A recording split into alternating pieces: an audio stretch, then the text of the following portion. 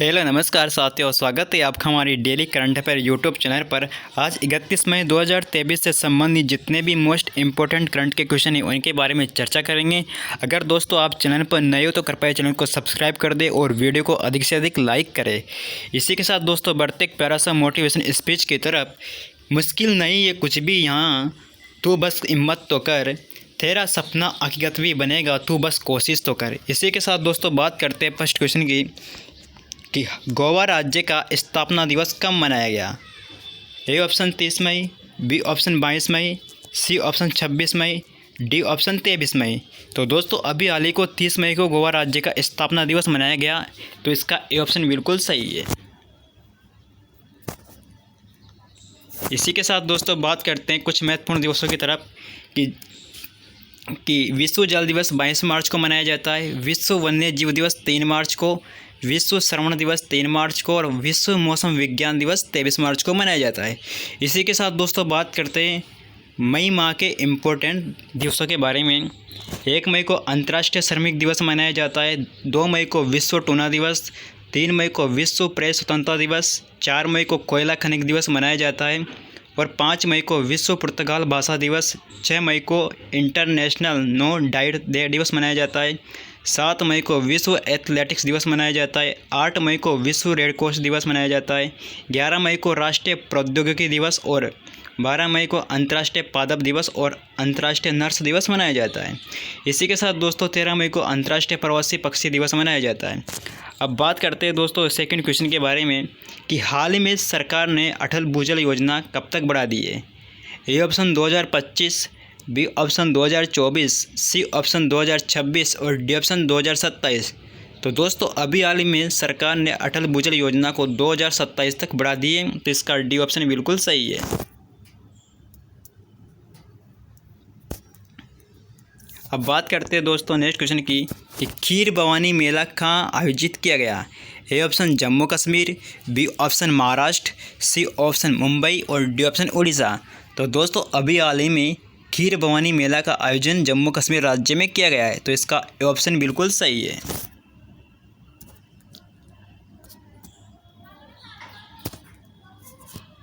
अब बात करते हैं दोस्तों नेक्स्ट क्वेश्चन के बारे में कि हाल ही में एनसीबी ने किस राज्य के पास 2500 किलोग्राम ड्रग्स जब्त किया है। A option Kerala, B option Orissa, C option Meghalaya और डी ऑप्शन बिहार।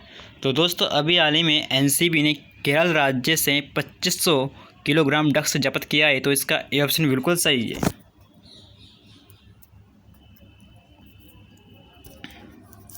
अब बात करते हैं दोस्तों इससे जुड़े हुए पॉइंटों के बारे में कि केरल सरकार ने संस्थागत ढांचा शुरू किया है और केरल में गर्मियों में पानी की समस्या से निपटने के लिए पहली बार जल बजट बनाया है। और इसी के साथ दोस्तों केरल में सर्वोच्च नागरिक सम्मान से केरल ज्योतिषी टीएस वासुदेव नायर को सम्मानित किया गया है और केरल सरकार ने रोबोटिक हाथी पेश किया है और केरल में अटुकल पोंगल धूमधाम से मनाया गया है। इसी के साथ दोस्तों बात करते हैं नेक्स्ट क्वेश्चन के बारे में कि हाल ही में smart school smart block program कहाँ शुरू किया गया।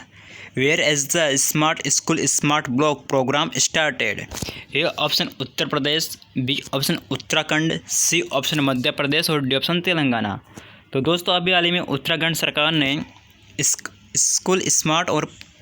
स्मार्ट स्कूल और स्मार्ट ब्लॉक प्रोग्राम शुरू किया है, तो इसका बी ऑप्शन बिल्कुल सही है।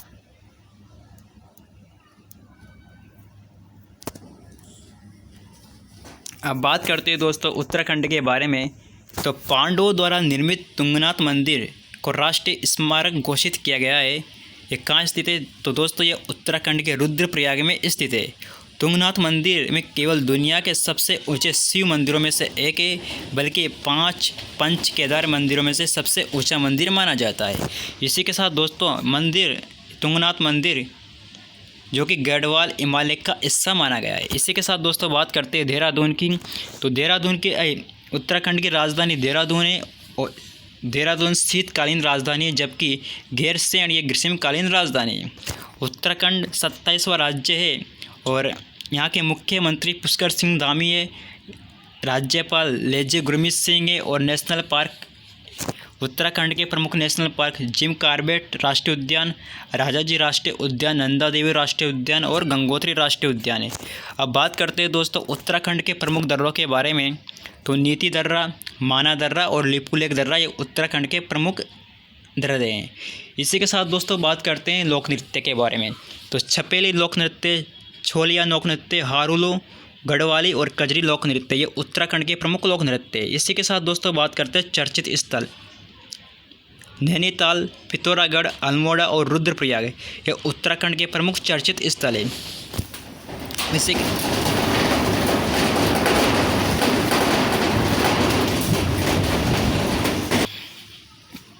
इसी के साथ दोस्तों बात करते हैं प्रमुख बांध। तो टेरी बांध जो कि भागीरथी नदी पर बनाए उत्तराखंड का प्रमुख बांध है।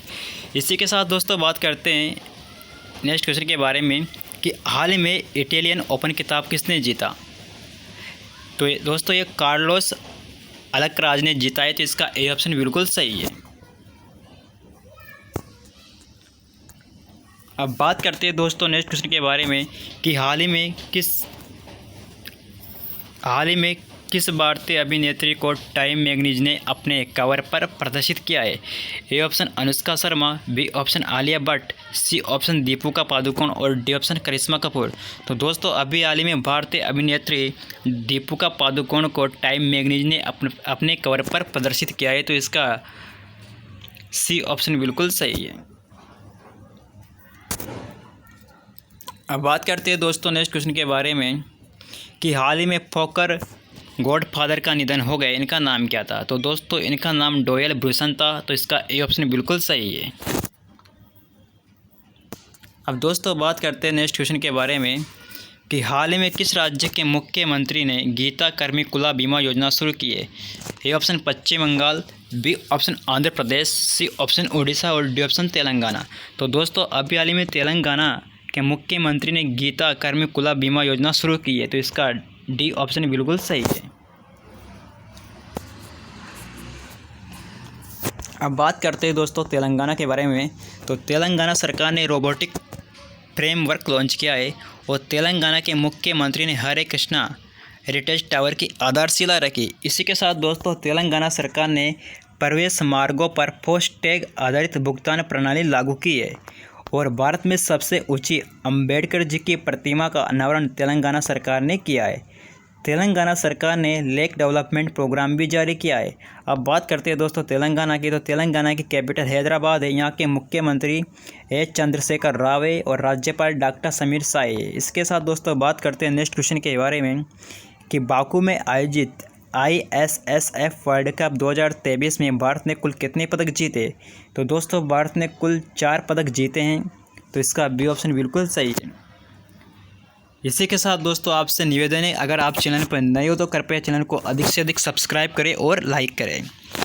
इसी के साथ दोस्तों बढ़ते हैं नेक्स्ट क्वेश्चन के बारे में कि इम डाटा पोर्टल किस राज्य सरकार के द्वारा लॉन्च किया गया। A option Himachal Pradesh, B option Arunachal Pradesh, C option Karnataka और डी ऑप्शन मिजोरम।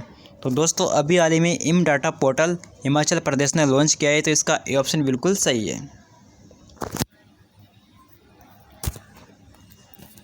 अब बात करते हैं दोस्तों हिमाचल प्रदेश के बारे में।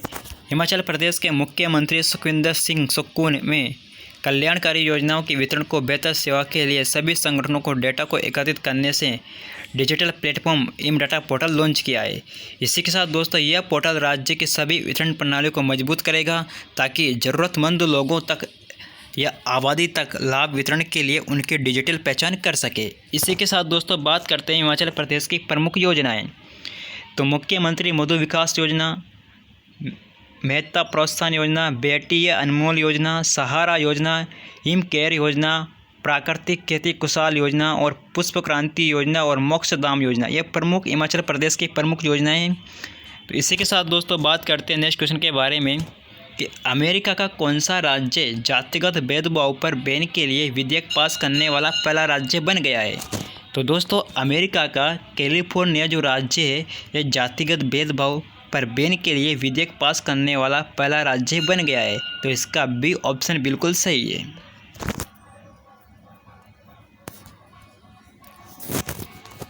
इसी के साथ दोस्तों इसी के साथ दोस्तों बात करते हैं कि यह विधेयक कैलिफोर्निया के सेनेटर आयशा भाव ने पेश किया है और इसे SB 403 कहा जा रहा है। इसके तहत मौजूदा कानून में बदलाव किए गए हैं और जाति को भेदभाव का आधार बनाया गया है। इसी के साथ दोस्तों विधेयक पास होने के बाद कैलिफोर्निया में अगर कोई व्यक्ति किसी से जातिगत आधार पर भेदभाव करता है तो उसे अपराधी माना जाएगा। और इसी के साथ दोस्तों बात करते हैं नेक्स्ट क्वेश्चन के बारे में कि सैन्य मंत्री युद्धाभ्यास का संबंध भारत और किस देश के बीच है। तो सैन्य मैत्री का संबंध दोस्तों जापान और भारत के बीच है, तो इसका C ऑप्शन बिल्कुल सही है। अब बात करते हैं दोस्तों प्रमुख युद्धाभ्यास की तरफ कि टाइगर ट्रैम्प यह भारत और श्रीलंका के बीच है, शक्ति यह भारत और फ्रांस के बीच है, इंद्रधनुष यह भारत और ब्रिटेन के बीच है, समुद्र शक्ति 23 यह भारत और इंडोनेशिया के बीच है और संप्रति यह भारत और बांग्लादेश के बीच प्रमुख युद्धाभ्यास है। इसी के साथ दोस्तों बात करते हैं अब नेक्स्ट क्वेश्चन के बारे में कि किस देश ने समलैंगिकता को अपराध की श्रेणी से मुक्त किया है। Which country has decriminalised homosexuality. तो दोस्तों अभी हाल ही में श्रीलंका ने समलैंगिकता को अपराध श्रेणी से मुक्त कर दिया है, तो इसका D ऑप्शन बिल्कुल सही है। अब बात करते हैं दोस्तों नेक्स्ट क्वेश्चन के बारे में, इससे संबंधित जुड़े पॉइंटों को देख लेते हैं दोस्तों। श्रीलंका के सर्वोच्च न्यायालय ने समलैंगिकता को अपराध श्रेणी से मुक्त किया है और भारत ने श्रीलंका को $1 बिलियन की क्रेडिट लाइन प्रदान की है और 10वां भारत श्रीलंका द्विपक्षीय अभ्यास लाइनेक्स 2023 कोलंबा में हुआ है। इसी के साथ दोस्तों यहाँ के प्रेसिडेंट रानिल विक्रमसिंघे और यहाँ के जो प्रधानमंत्री दिनेश गुणवर्धन है। इसी के साथ दोस्तों बढ़ते हैं नेक्स्ट क्वेश्चन के बारे में कि महाराष्ट्र में कोस्टल सड़क का नाम किसके नाम पर रखा गया। The coastal road in Maharashtra is named after home. तो दोस्तों ये छत्रपति संभाजी महाराज के नाम पर रखा गया है, तो इसका ए ऑप्शन बिल्कुल सही है।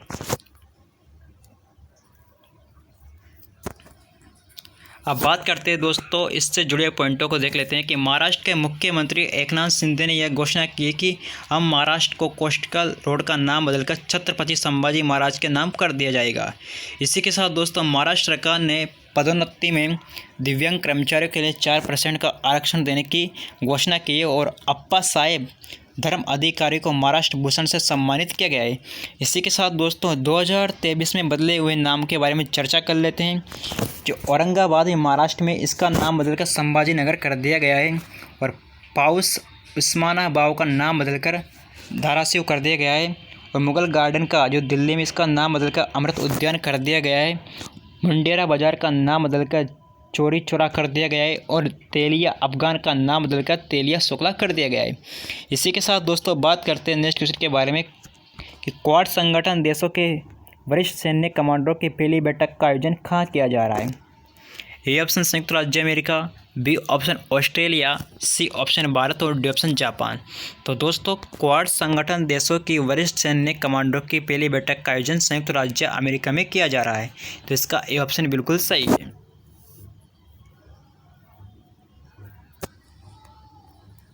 इसी के साथ दोस्तों बात करते हैं इससे जुड़े पॉइंटों को देख लेते हैं कि क्वाड, इसमें 4 देश शामिल है, जापान, ऑस्ट्रेलिया, अमेरिका, भारत, और इसकी एक्सरसाइज को मालाबार एक्सरसाइज कहते हैं और क्वाड शिखर सम्मेलन का आयोजन सिडनी यानी कि ऑस्ट्रेलिया में किया गया था। इसी के साथ दोस्तों बात करते हैं नेक्स्ट क्वेश्चन के बारे में कि वैश्विक आयुर्वेद मेला किस शहर में दिसंबर 2023 में आयोजित होगा।